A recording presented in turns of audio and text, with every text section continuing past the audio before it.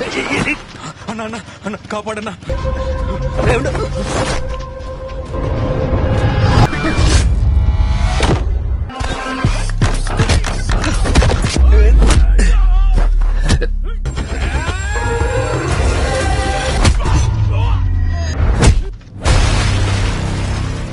Halo sahabat, Assalamualaikum. Semoga sehat selalu dan senantiasa berbahagia ya.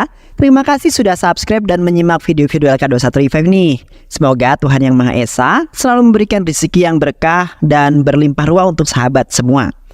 Nah, sebelum kita masuk ke alur ceritanya, kita sapa-sapa dulu nih para penonton setia LK21 Revive.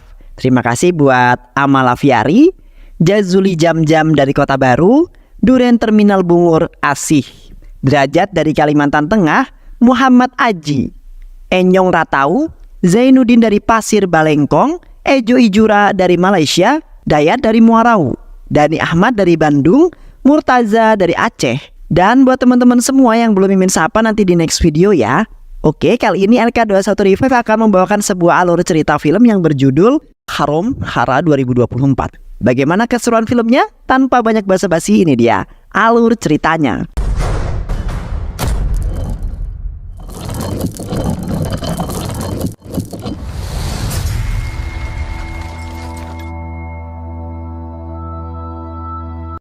Cerita dimulai ketika di malam hari, polisi berupaya menangkap seorang pria yang sudah lama menjadi incarannya.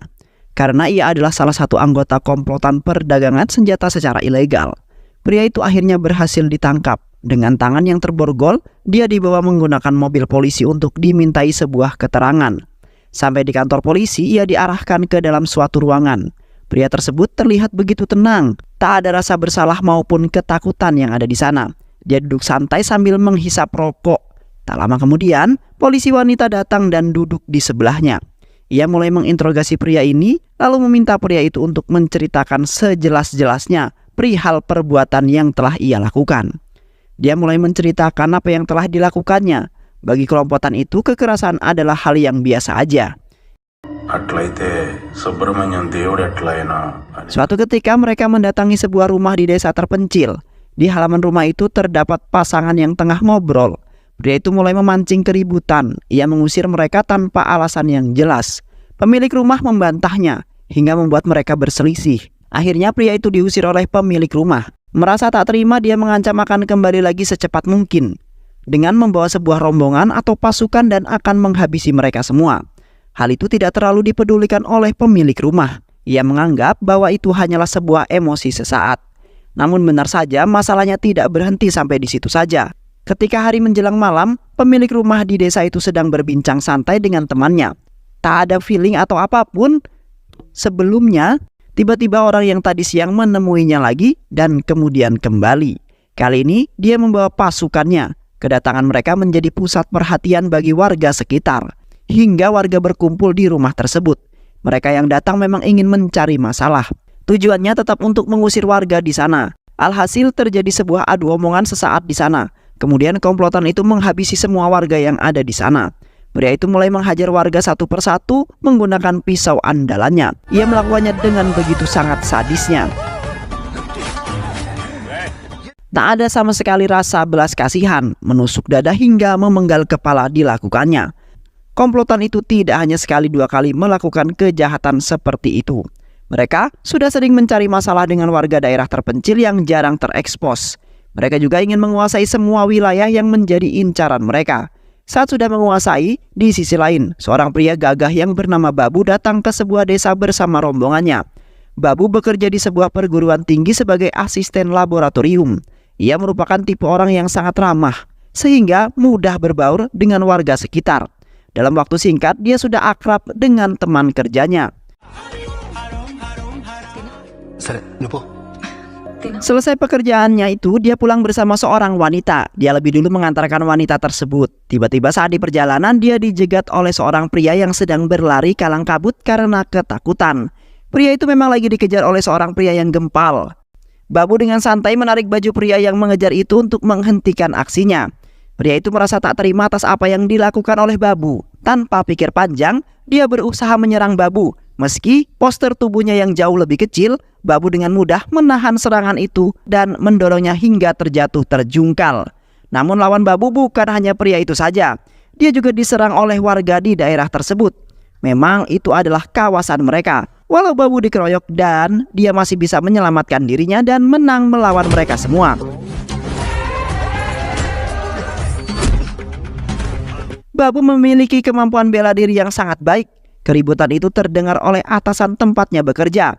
Karena dianggap mencoreng nama baiknya, Babu dipanggil dan ditegur oleh atasannya itu. Sialnya, ternyata atasannya itu memiliki korelasi dengan komplotan pria yang menyerang Babu. Mereka menelpon atasannya agar Babu diberikan hukuman yang lebih berat, bahkan memecatnya. Setelah Babu dipecat, dia kembali ke rumahnya seorang diri. Ia mengistirahatkan tubuhnya dan menenangkan pikirannya. Baru saja sebentar merebahkan tubuhnya, terdengar keributan dari luar. Warga sedang melakukan sebuah demo. Babu dan temannya pergi dari desa tersebut, namun Babu berusaha untuk menegosiasi hingga ia berhasil meyakinkan para warga agar dirinya diberikan kesempatan untuk tinggal di daerah itu. Untuk sementara, saat ini Babu tidak memiliki pekerjaan. Dia sedang kelimpungan memikirkan kelanjutan kehidupannya. Hingga di malam hari ia ditawarkan oleh temannya untuk bergabung dengan komplotan perdagangan senjata ilegal yang sudah sangat terkenal. Komplotan itu yang biasa menyiksa warga desa yang tak bersalah untuk membungkam mulut mereka. Awalnya Babu menolak dengan keras kepala, namun setelah dipikir-pikir tak ada jalan lain bagi dirinya, ia tak akan gegabah untuk hal tersebut. Keesokan harinya dia bertemu dengan seorang wanita yang merupakan sahabatnya. Ia mengeluhkan bahwa dirinya memerlukan sebuah uang. Wanita itu dengan baik memberikan kalung emasnya. Pelukan hangat dari Babu sebagai tanda terima kasih. Babu kemudian diminta untuk mengantarkan temannya untuk melayat.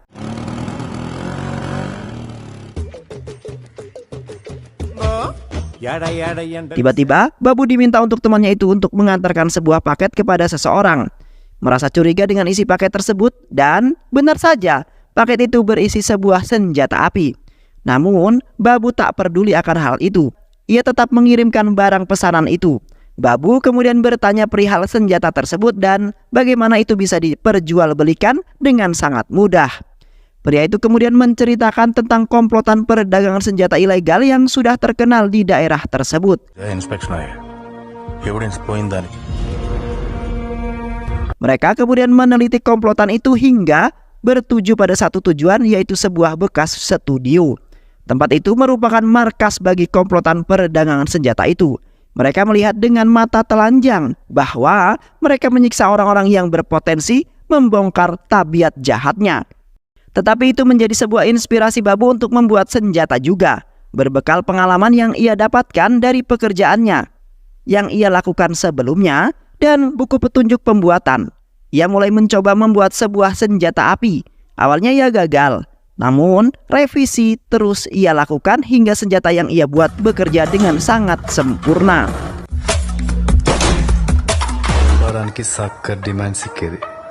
Keesokan harinya Babu dan temannya itu bersantai di sebuah kafe. Tiba-tiba datang sebuah komplotan perdagangan senjata itu ke kafe tersebut.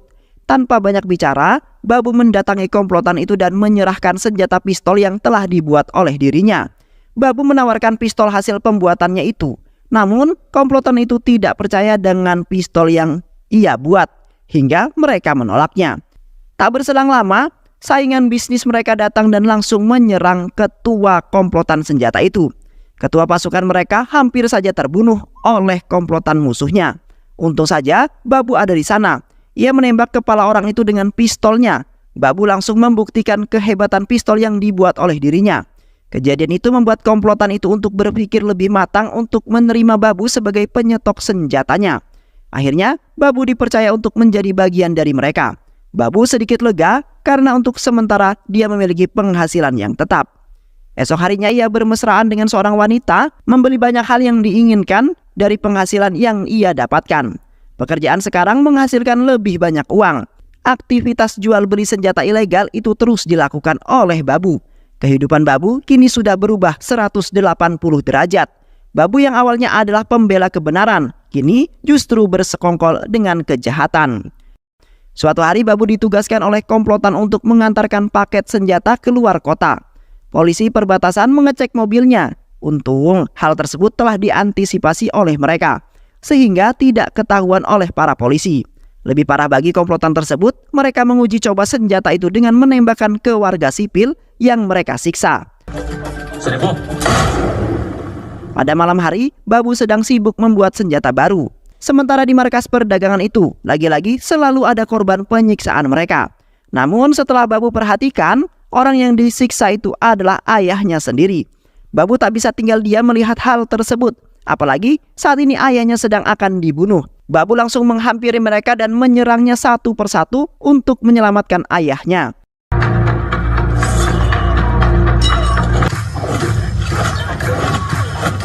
Sial bagi dirinya, ia tertusuk pisau di bahunya. Namun di sisi lain dia berhasil menyelamatkan ayahnya. Babu masih sangat kuat bagi mereka. Semuanya berhasil Babu kalahkan. Dengan amarah yang sangat memuncak, Babu menyerang tanpa ampun hingga mereka tewas satu persatu. Keesokan harinya dia meminta kepada ayahnya untuk menceritakan semua yang terjadi pada ayahnya. Ayahnya kemudian menceritakan semua yang terjadi. Sementara ketua geng komplotan bersenjata itu dirawat di rumah sakit dengan kondisi yang sangat kritis. Di tengah-tengah kondisi pasar yang sedang hangat, tiba-tiba datang komplotan preman yang kemudian menyerang para pedagang yang ada di sana. Tujuannya untuk menarik uang setoran mereka. Jika tidak diberi maka mereka dihabisi dengan begitu sangat keji.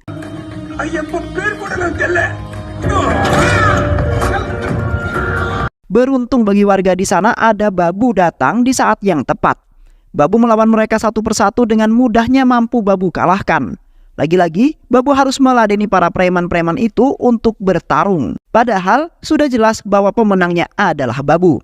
Berbagai upaya yang mereka lakukan untuk mengalahkan Babu, namun tetap aja nggak ada yang berhasil. Hingga bos mereka pun ikut turun tangan. Tanpa terluka sedikit pun, Babu membunuh mereka satu persatu. Babu tak akan tinggal diam ketika seorang yang tidak bersalah dibunuh dengan sangat kejam.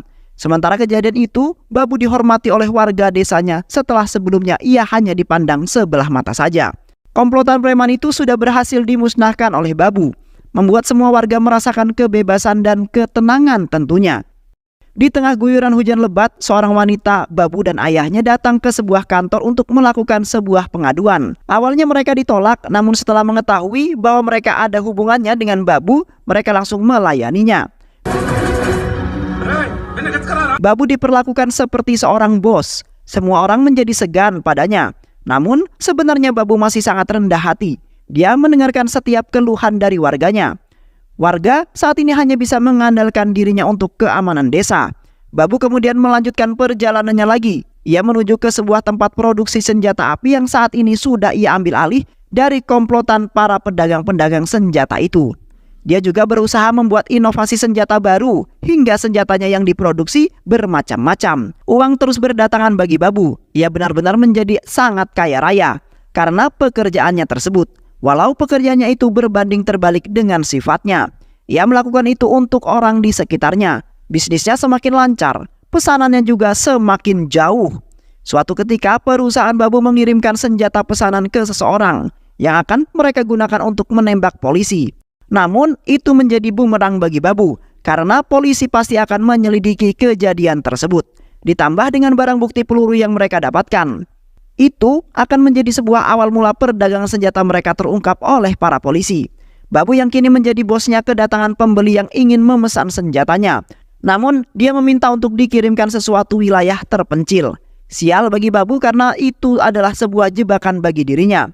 Tak lama berselang komplotan itu lengkap dengan pasukannya dan senjatanya masing-masing. Namun Babu sama sekali tidak takut sedikit pun. Dia mengeluarkan sebuah inovasi senjata terbaru yang berbentuk seperti roket. Benar, peluru itu meledak saat ditembakkan, menghancurkan barisan komplotan itu. Babu menemui ayahnya. Ia sama sekali belum bercerita tentang pekerjaan yang sesungguhnya. Ayahnya sebenarnya khawatir dengan Babu karena seringkali ia diserang oleh sekelompok orang. Oleh karena itu, ayahnya meminta Babu untuk lebih berhati-hati dalam melakukan sesuatu. Di sisi lain, polisi terus menyelidiki kasus pembunuhan polisi yang kemarin ditemui. Mereka mencocokkan peluru yang digunakan dengan senjata yang beredar. Namun mereka tidak menemukan senjata yang pas dengan peluru tersebut. Wajar saja karena senjata itu adalah sebuah rancangan dari Babu sendiri. Kemudian komandan polisi memerintahkan kepolisian untuk menyelidiki peredaran senjata yang akhir-akhir ini marak terjadi. Sementara itu, Babu saat ini sedang dalam prosesi lamaran. Ia meminang gadis yang selama ini menemaninya dari titik awal. Prosesi itu terjadi sangat hikmat. Tiba-tiba saja warga datang dengan raut wajah yang sangat khawatir.